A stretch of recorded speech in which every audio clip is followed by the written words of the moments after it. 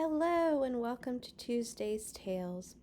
It's so good to be with you guys today and share a book for Valentine's Day because, as Pete the cat learns, Valentine's Day is cool.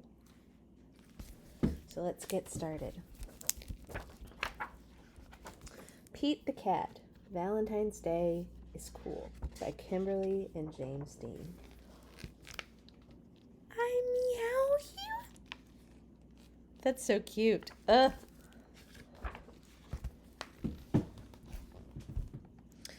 It was the day before Valentine's Day, and Pete was riding his skateboard home when he saw his friend Callie. She was holding a big red heart that said, "Love."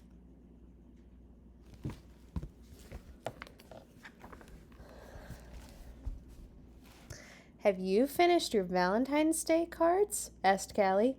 "No, Valentine's Day is not cool," Pete said. "Oh, Pete, Valentine's Day is my favorite holiday.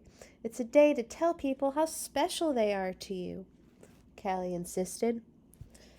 Pete skated on, but something in the back of his mind told him Callie might be right.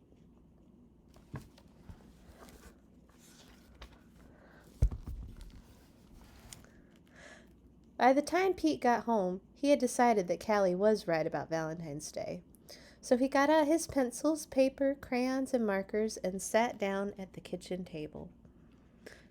First, Pete started to work on a card for his friend Larry.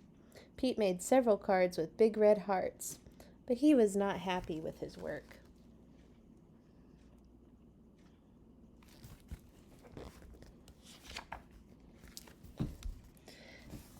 Pete wanted to make the perfect cards for every cat in his class. "I'll never get all these cards done in time," Pete told his mom. Pete's mom smiled. "Just do your best," she said. "Just tell Larry why he is cool." My cat's trying to get in on this. No. "There's something cool about every cat. Even you, Pumpkin." Pete got back to work. He thought hard about what was cool about Larry. To Larry, "Happy Valentine's Day from Pete." "Perfect," Pete said. After that, it didn't take Pete long to make cards for all the boys. Then Pete made special cards for all the girls and wrote "Love Pete" on each one. And of course, he made the biggest heart-shaped card for his mom. Uh-oh.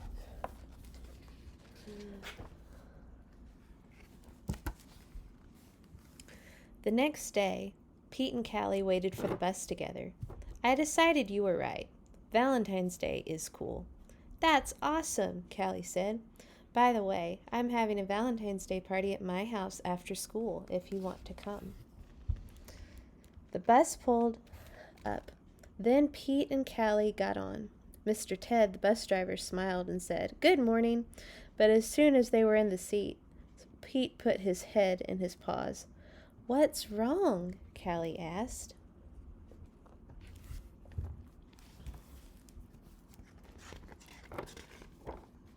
"I forgot to make a card for Mr. Ted," he cried. Then Pete thought, "But I can make him an awesome card before we get to school." Pete pulled out a piece of paper and colored pencils from his backpack. He began to draw. "Happy Valentine's Day. Thanks for picking us up every day for school," Pete and Callie said as they handed Mr. Ted his Valentine's Day. "Thank you," Mr. Ted told them. "You just made my day." That is so sweet. Oh.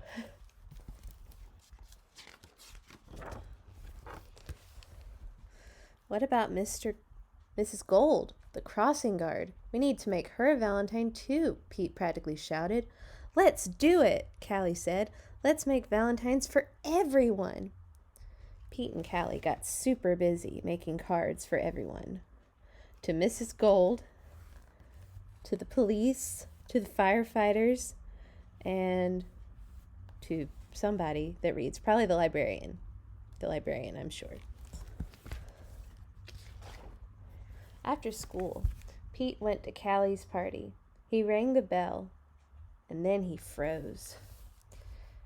Pete opened the door only to find her friend in a panic. Uh-oh. Well, see, they have the same face the whole time, so it's always hard to tell when someone's in a panic.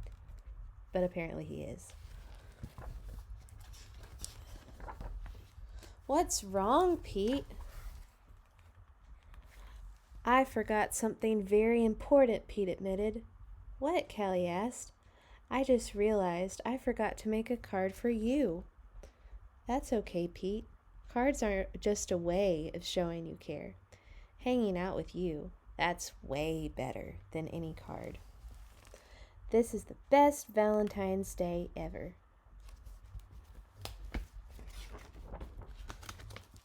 And happy Valentine's Day to you. Love, Pete. I love Valentine's Day. It's always a holiday that makes me feel good. And it's nice that Pete talked about how we can make Valentine's Day special for anyone. You don't have to have a boyfriend or a girlfriend or anything like that. You can just celebrate it with people that care about you. And that's awesome. It's always a good way to show that you care. All right. Our Bible story for today talks about how Jesus is everybody's friend, and he always showed how he cared. The friend of little children. Jesus' friends were arguing. Who was the most important helper in God's kingdom? They wanted to know. This is from Matthew chapter 18, 19, Mark 10, and Luke 18. You can find this story in a lot of places in the grown-up Bible. I am, James said. No, you're not, Peter said. I am. Nonsense, Matthew said. I'm the cleverest. No, you're not. Yes, I am. Yes, no, am too.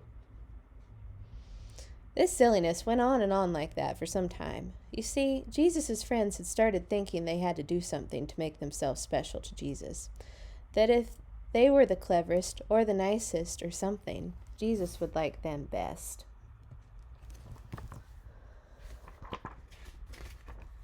But they had forgotten something God had been teaching his people all through the years. That no matter how clever you are, or how good you are, or how rich you are, or how nice you are, or how important you are, none of it makes any difference, because God's love is a gift, and as anyone will tell you, the whole thing about a gift is that it's free. All you have to do is reach out your hands and take it. So while Jesus' friends were arguing, some people who knew all about getting gifts, in fact, you might say they were gift experts, had come to see Jesus. Who were they? They were little children. Punk? Yeah, she likes to do that. Rude. Jesus' helpers tried to send them away. Jesus doesn't have time for you, they said. He's too tired. But they were wrong. Jesus always had time for children. Don't ever send them away, Jesus said. Bring the little ones to me. Now, if you had been there, what do you think? Would you have had to line up quietly to see Jesus? Do you think Jesus would have had to ask you how good you'd been before he'd give you a hug? Would you have had to be on your best behavior and get dressed up and not speak until you're spoken to?